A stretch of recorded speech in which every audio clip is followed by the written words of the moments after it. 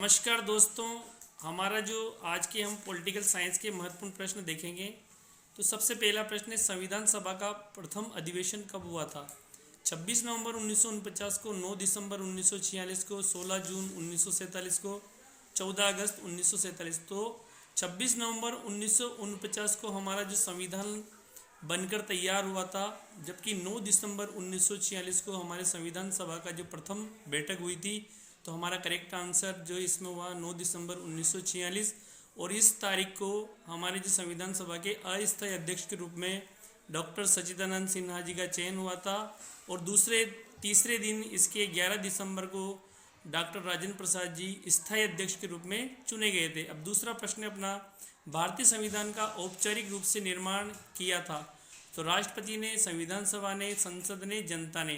तो दोस्तों, जो सभा थी, संविधान सभा ने ही संविधान का निर्माण किया था। तो संविधान सभा जो है वो कैबिनेट मिशन के तहत बनी थी। और कैबिनेट मिशन के तहत 3 सदस्य जो आए थे, उनके तहत हमारी जो संविधान सभा का निर्माण हुआ था। और संविधान सभा के द्वारा ही हमारा संविधान औपचारिक रूप से निर्मित हुआ था। ऑप्शन ब हमारा करेक्ट आंसर। तीसरा क्वेश्चन है, निम्न में से किस राज्य में द्विसदनात्मक विधायिका है? द्विसदनात्मक का मतलब जैसे केंद्र के अंदर राज्यसभा और लोकसभा है, उसी तरह से राज्यों के अंदर भी विधान सभा और विधान परिषद होती है। विधान परिषद जो होती है वो उच्च सदन होती है विधायिका की, जबकि विधान जो सभा होती है वो निम्न सदन होती है। और विधान परिषद जो है एक स्थायी होती है, जबकि जो विधानसभा है वो हर 5 साल के बाद उसके अंदर चुनाव होते हैं। तो इसमें राजस्थान, गुजरात, मणिपुर और अरुणाचल प्रदेश, ये चारों ही ऑप्शन गलत हैं। तो इसमें जो हम उत्तर प्रदेश है, महाराष्ट्र है, कर्नाटक है, तेलंगाना है, आंध्र प्रदेश है, ये हमारे करेक्ट आंसर है। तो इसमें से आपको किसी भी आंसर को टिक नहीं करना है, क्योंकि ये बोनस में जाएगा। अगला प्रश्न है, फ्रीडम फ्रॉम फियर पुस्तक के लेखक है? तो इसके लेखक है नेल्सन मंडेला, आंग सान सूकी, गांधी जी, पंडित नेहरू। तो इसकी जो करेक्ट आंसर है आंग सान सूकी, फ्रीडम फ्रॉम फियर पुस्तक के लेखक है। अगला प्रश्न अपना, भारत का संविधान कब अंगीकृत हुआ था? तो दोस्तों, यहाँ कई बार हम कंफ्यूज हो जाते हैं अंगीकृत और लागू में। तो अंगीकृत, आत्मार्पित और अधिनियमित तीनों ही एक ही वर्ड है। तो 1946, 47, 48 और 1949। तो हमारा जो संविधान 26 नवंबर 1949 को अंगीकृत, आत्मार्पित और अधिनियमित हुआ था। तो हमारा जो करेक्ट आंसर 1949 यहाँ जाता है। जबकि हमारा संविधान 26 जनवरी 1950 को लागू हुआ था। और 26 नवंबर 1949 को हमारे संविधान को जो बनने में 9 दिसंबर 1946 से लेके 26 नवंबर 1949 के मध्य का जो 2 वर्ष 11 माह और 18 दिन का जो समय था वो लगा था। अगला प्रश्न है, संसद सदस्य बने बिना कोई व्यक्ति कितने माह तक मंत्री पद धारण कर सकता है? तो दोस्तों, 6 माह तक, यानी कि 6 माह के अंदर किसी भी संसद के सदस्य बिना, कोई भी व्यक्ति संसद का सदस्य बने बिना मंत्री पद धारण कर सकता है। यानी कि 6 माह के अंदर अंदर उसको कहीं ना कहीं से चुनाव जीतकर आना जरूरी है, वरना उसकी सदस्यता खारिज हो जाती है। अगला है, संसद का अस्थायी सदन है? तो जो संसद का जो लोकसभा है वो अस्थायी सदन है, जो कि निम्न सदन होता है, लोकप्रिय सदन होता है।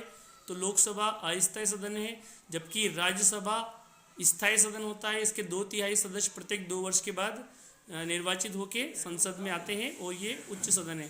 लोकसभा में बहुमत दल का नेता कौन होता है? तो लोकसभा में बहुमत दल का नेता होता है दोस्तों प्रधानमंत्री होता है, बहुमत दल का नेता लोकसभा में।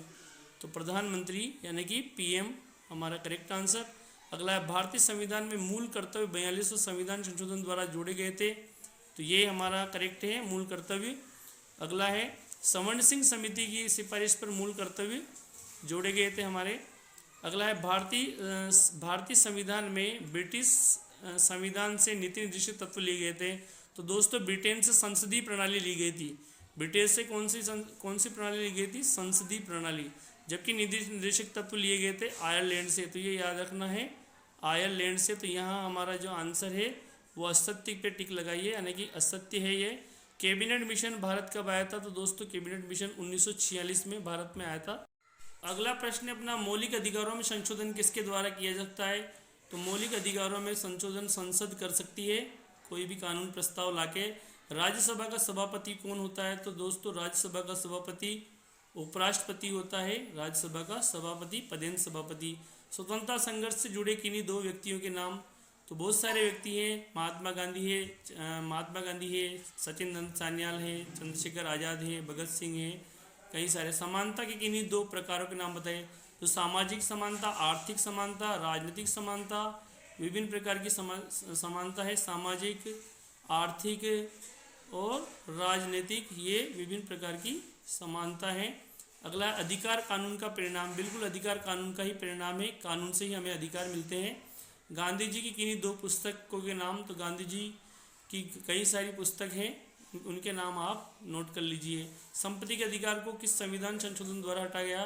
तो संपत्ति के अधिकार है 44वां संविधान संशोधन 1978 में इसको हटा दिया गया था और अनुच्छेद 300 में इसको जोड़ दिया गया था। अगला है भारत के किन्हीं दो राष्ट्रीय दलों के नाम? तो बीजेपी है, कांग्रेस है, ये राष्ट्रीय दल है। फ्रांसीसी क्रांति का जो है वो 1784 में।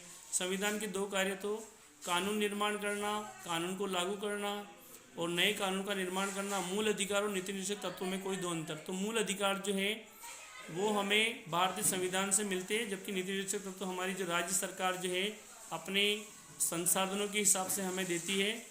राजनीति सिद्धांत के अध्ययन की कोई दो उपयोगिता बताइए। अवसरों की समानता से आप क्या समझते हैं?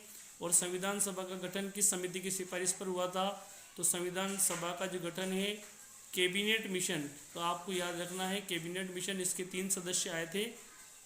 भारतीय संघ की प्रमुख विशेषताएं एकता में अनेकता में एकता है। भारत राज्यों का संघ है। आर्थिक और राजनीतिक अधिकार में अंतर है। तो आर्थिक जो इकोनॉमिकली रूप से है, राजनीतिक रूप से राजनीतिक अधिकार आते हैं। राज्यसभा की प्रमुख शक्तियों का वर्णन कीजिए। तो राज्यसभा की विभिन्न शक्तियाँ हैं। अखिल भारतीय सेवाओं को सृजन करना, राज्यों से संबंधित इसमें होता है। ये जो राज्यसभा है ये उच्च सदन है, इसको विद्वानों का सदन भी कहते हैं। और राष्ट्रीय मानवाधिकार आयोग जो है उसका गठन 10 दिसंबर को हुआ था, 10 दिसंबर 1992 को, और ये मानवाधिकार से संबंधित है अपना।